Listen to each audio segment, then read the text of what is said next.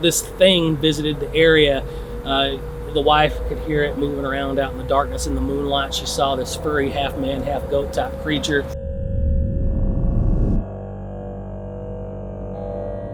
Legend has it that the body is buried under this grave-shaped sunken-in area in the basement. I'm J. Nathan Couch, and I'm a paranormal author and researcher. I've written 2 books, Goatman Flesh or Folklore being the most recent, and it's 10 years old. When I moved to Washington County, Wisconsin, the first thing I found out about the area paranormal-wise was there's supposedly this creature called Goatman that lives out in the hills surrounding West Bend, and I immediately wanted to know as much about that as I could because it's an absolutely wild story. And during my inquisitions, I found out that there's actually people who have seen this thing, and once I knew that, I just needed to know everything I could about this. In a couple of seconds into my research, I realized this was not isolated to Washington County. There's versions of the creature all over the country. They just have different names for it. Goatman is usually described as looking, well, it's always a half man, half goat. Sometimes it's described as being a goat like its whole body over, but on 2 legs with human-like features like arms and human intelligence. Other times it's said to look more like a mythological faun or a satyr, where it's human from the waist up and 2 backwards goat-like legs. It's always described as being bipedal. Always has hooves, horns, fur on some part of its body, and then your basic bipedal human features. The Goatman legends in any given community vary wildly. Sometimes, for instance, like in the Beast of Billiwhack legend in Southern California, you have a wild story about Nazis helping the Americans to create super soldiers to fight against Hitler, these captured Nazi scientists, and one breaks loose and now it lives in this lemon orchard. Very basically a Captain America story type ripoff. And then others, it's an escape medical experiment. The Goatman of Bowie, Maryland is said to have escaped from the Beltsville Agricultural Research Center, a place where they do genetic manipulation on livestock. Like they breed turkeys that produce more meat with less feed, things like that. Allegedly, one of those experiments busted loose while they're trying to come up with a cure for cancer, which I don't know how turning a goat into a man would possibly cure cancer, but that's the story. Those types of things. Then almost every legend has some kind of satanic implication because the Christian devil is said to have horns and sometimes fur. So you have almost every instance of Goatman. There's some kind of satanic worship who brought this thing to earth, things like that. The reason they get started, I have a theory. There used to be a vagrant. I don't want to call him a vagrant, but he was a man that wandered the country during the Depression era.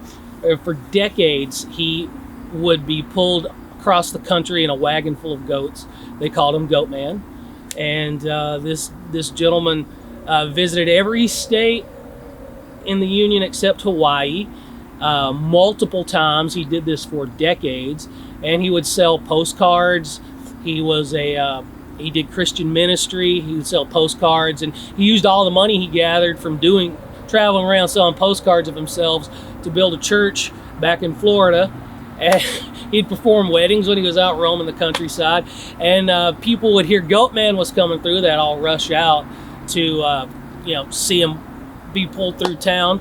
And rumor has it that he was a unkempt, shaggy guy because he was traveling, a vagabond, and he supposedly had a bad smell because he slept with the goats, which you'll have if you do that.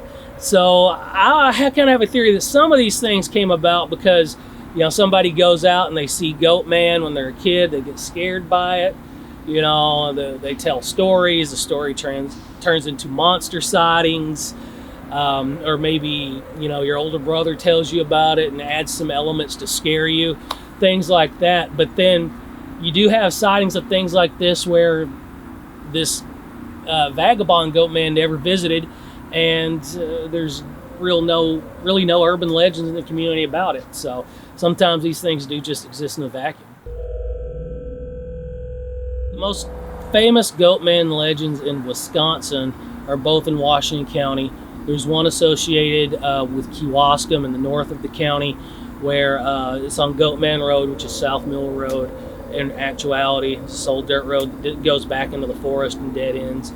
That one, allegedly, there was this man, this abusive drunk, who beat his wife to death one night, and he was still in a rage. He went outside and he started attacking his goats. One of the goats fought back and gored him, and he died out there, and now he haunts the woods as like a half man, half goat, some kind of Tales from the Crypt irony.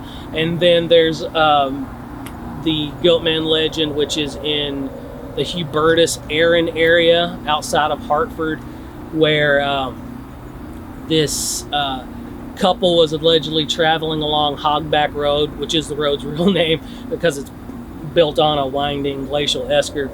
Kind of looks like a hogsback. They were traveling on this road in about 1864, 1865, right after the end of the Civil War, and the road did exist way back then, actually.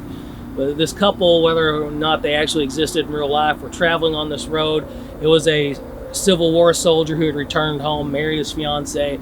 They were going to their new home, which was somewhere out in the countryside of Washington County, when this wagon wheel that they had splintered, and they couldn't get it repaired. It was beyond their ability, so the man decided to go off in search of help, had his wife stay in the safety of the wagon. But while he was gone,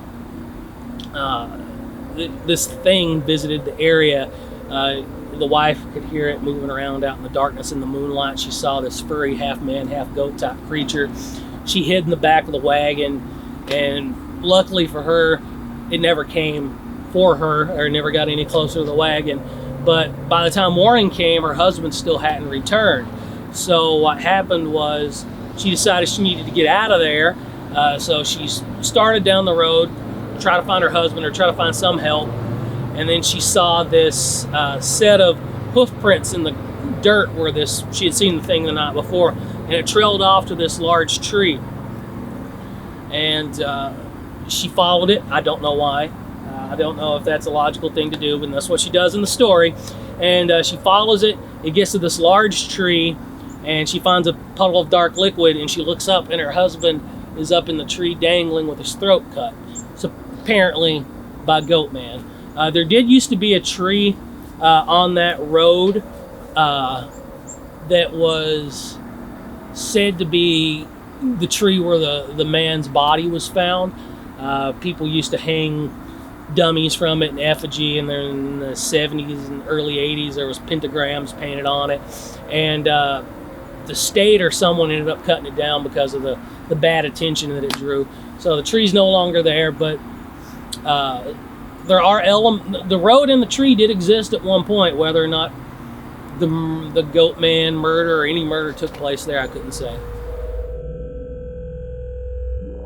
The most chilling encounter I've heard in my research is actually the very first encounter I heard about that got me interested in the entire subject of Goatman. There was a gentleman by the name of Jason Miller, who was over on Goatman Road, which is South Mill Road in Kewaskum. It's a dirt road that goes back into a state forest, and it's a known lover's lane. But you can also go back in there and hunt in the woods, and he was back there just before sunup in his tree stand, waiting for it to be legal to hunt. It was bow season, so it's probably in September. This was probably about 10 or 15 years ago, and he said that he heard this crashing in the distance like a large animal, so he knocked his arrow and he was waiting for this thing to step out. He thinks this large trophy buck is about to step out into the clearing. Instead, what he sees resembles a Roman faun or a Greek satyr, a male, long gray beard, horns or antlers. The lower half he's described as being covered in a grayish brown fur, the legs bent backwards like a goat or a deer. And the strangest thing about this sighting, other than that, is he said it was cursing and swearing. Apparently this thing knew English or knew how to communicate in some way that would make him understand it. It was muttering to itself, saying profane, not family-friendly things that he wouldn't go into detail about, and complaining about trespassers. Apparently, if it was talking about him, it didn't know exactly where he was because it never looked up. It just kept going. It got out of the clearing, disappeared into the woods, and after a while, when Mr. Miller felt it was safe, he climbed down out of the tree and ran back to his truck. And the last time I'd spoke to him, he said he hadn't been back over to those woods to hunt anymore. The most famous Goatman type story, I think, that's came out since the book was published occurred months after the book was sent into print. This was like late 2014, early 2015, when I found out that this lady named Mindy and her daughter had encountered a strange creature near Holy Hill Basilica, which is an area with a lot of paranormal activity. Holy Hill Basilica itself has miraculous healings, this beautiful Catholic basilica, and then around it people say they see ghosts and monsters and strange lights and everything else. This lady Mindy and her daughter, who was I think 13 at the time, she was a young teenager, they're driving along about 9 o'clock at night. It's late in the year, so it's pitch black out. They live very near the Holy Hill, so they're almost at the sign of the entrance when this thing runs out in front of their car. They said it was had a kind of an oval-shaped head, saggy, wrinkled, grayish-white skin, walking on two legs. She didn't get a chance to see its face because it threw its hands up to block its face from the glare of the headlights. And she couldn't get to see its feet or anything because it was so close to the hood of her car, but she could tell that its legs bent in the opposite direction of humans, sort of like a goat or a deer or a dog or something. And a second after it realized it hadn't been hit, it ran off into the woods and disappeared. And she drew this really creepy, chilling drawing of it as soon as she got home so she wouldn't forget what it looked like. Then several months later, she found out that I lived in the area through a friend, and she contacted me. I didn't have a chance to investigate the area because it was months later and it was an outdoor site, so any evidence would have been long gone. But she had never heard of Goatman before, even though she had lived and grew up very near to Hogsback Road. I told her it sounded like Goatman when she asked me what it was, and she was startled to find out that that was even a concept. Her daughter said it looked kind of extraterrestrial because of its head and kind of like a gray alien from like the X-Files or something. I think it's folklore. I don't think it's flesh. I think if it does exist, which is still, of course, up for debate because there's no Goatman in a zoo, there's no reliable evidence of him. If he does exist, he's some type of supernatural entity, which may or may not even have physical form.